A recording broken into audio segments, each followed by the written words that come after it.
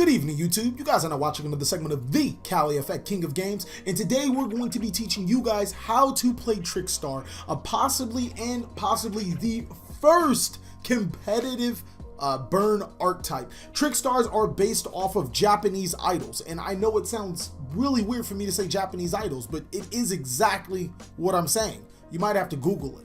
But nevertheless, let's get into the Trickstars and what they do. They focus primarily, as I said, on burning, searching, and most importantly, they can have some pretty nasty locks, which I'll show you later into the video. We're going to start off by describing Trickstar Kadena. It is possibly the most important Trickstar. When it's normal summon, you can add a Trickstar monster from your deck to your hand. That's going to be pivotal for adding certain Trickstars that activate their effects to special summon themselves when adding, or to be able to special summon themselves by returning a monster. The monster that I was talking about by special summoning itself by returning is Trickstar Licorice. It can be special summoned by returning one Trickstar monster from your field to your hand. Also, when your opponent would add cards from the deck to their hand, this includes drawing them. You can inflict 200 damage for each card that they draw. This is very pivotal to the Trickstar strategy, mainly because there are cards that force your opponent to continuously draw cards, and when multiple copies of this monster on the field, it can burn your opponent for a lot of life points. The next card is Trickstar Lilybell.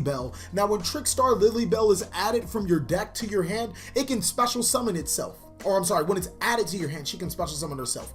Furthermore, she can attack your opponent directly. And if it does attack your opponent directly, you can add one Trickstar monster from your graveyard to your hand. She's essential for recursing your Trickstar or your fallen Trickstar monsters from your graveyard, and also allows you for some pretty interesting for some pretty interesting Link 2 plays.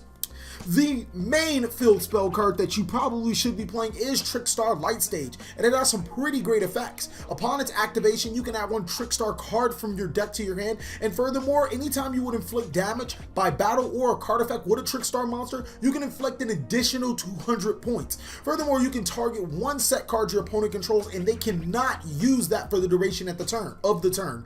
At the end phase, the opponent has to either use the card effect or lose the card effect. This is pretty good for getting rid of Solemn Strikes. I've noticed that Solemn Strike and Solemn Warning are pretty good at stopping this card strategy, and this field spell card has 3 effects combined in one that help you provide so many benefits to the strategy.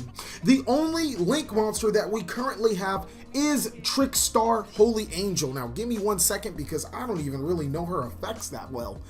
What I do know is that each time a Trickstar monster is normal summoned or special summoned to a zone, this card points to inflict 200 to your opponent. Trickstar monsters this card point to cannot be destroyed by battle or card effects. If your opponent takes any damage by a Trickstar monster, this card gains equal attack to the damage they took until the end of the turn. Now, the reason why I don't necessarily know this card so well is because summoning this card is kind of hard, seeing that you really want most of your Trickstar monsters on the field. But most importantly, it is have 2 arrows pointing down and allow you to go into the extra deck. One can theorize that Trickstar Holy Angel would probably be better in some other strategies right now, seeing that she's a 1-card Link 2 monster, but that's for a completely different story.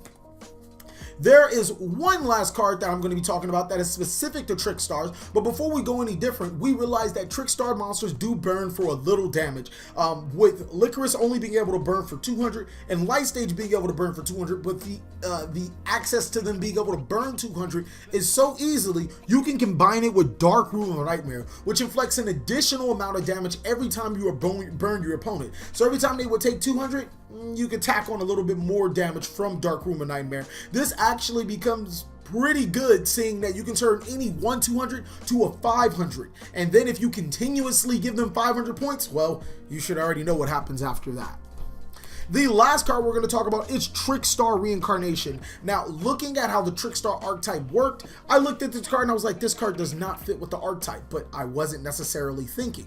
What this card does is that you can banish your opponent's entire hand and then force them to draw a new hand. Furthermore, if it's in your graveyard, you can banish it to special summon a Trickstar monster from your graveyard to your side of the field. The point of this card is to give your opponent more cards and inflict damage to them using Trickstar Licorice, but there's also some awesome things that you can do with it. You can completely lock your opponent from drawing if you combine it with Drolin Lock Bird and another draw or search card. Next is Disturbance Strategy. This is actually played in the Turbo variant to force your opponent to draw more cards to help you trigger off your Drolin Lockbirds. And then, of course, the star of the show is Drolin Lockbird. I guess the combo is probably best said right now than ever before.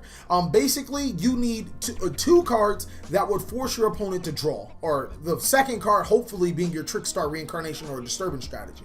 So let's say, for instance, my opponent activated the effect of Dragonic Diagram, and they were to destroy a card and search a card.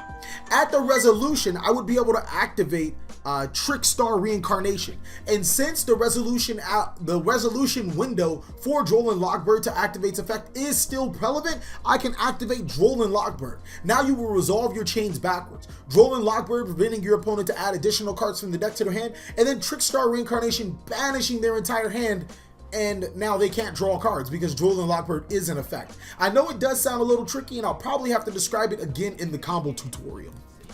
Protector of the Sanctuary is an older card that was once used in the strategy, and basically you work it kind of like Drolin Lockbird, except you would chain Call it a Hunt it to special summon it to your side of the field in response to a chain link to Trickstar Reincarnation. That is it for all the cards that could be played. As you guys can see, we're looking at a pretty good competitive burn/lock strategy that can even reduce your opponent's life points to 0 or completely drain their resources by banishing their entire hand and forcing them not to add additional cards. That can be pretty pivotal going against the new top, or the old top tier decks. As of right now, seeing that Zodiac and True Draco do search and add a lot of cards. Another engine you could play in this deck, seeing that it has so low of a monster count, is the Spellbook Engine. Now, the Spellbook Engine is really good for being able to draw cards at the cost of your normal summon. Sometimes this deck doesn't necessarily need the normal summon if you have your Trickstar Reincarnation, Call it a Hunt if you potentially play them, or sometimes you don't have any monsters and you need to draw cards. So this is a pretty good strategy. Another thing, you can actually combine it with the Wind Witch strategy, because the Wind Witch actually does burn your opponent for damage, which would trigger your Dark Room of Nightmare if you decide to run it. Being able to summon a free Crystal Wing Synchro Dragon is nothing less to scuff at.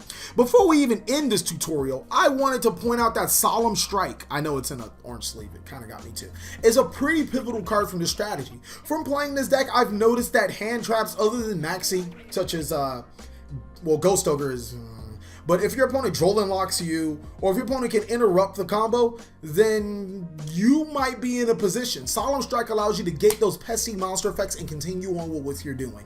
Well, that's it for the how to play. I hope you guys really enjoyed it. I can't wait to show you guys the build breakdown, which includes a duel and deck profile. I hope to see you guys when I stream next Friday. Thank you guys so much for watching another segment of the Cali Effect. Please like, comment, subscribe, but most of all, enjoy.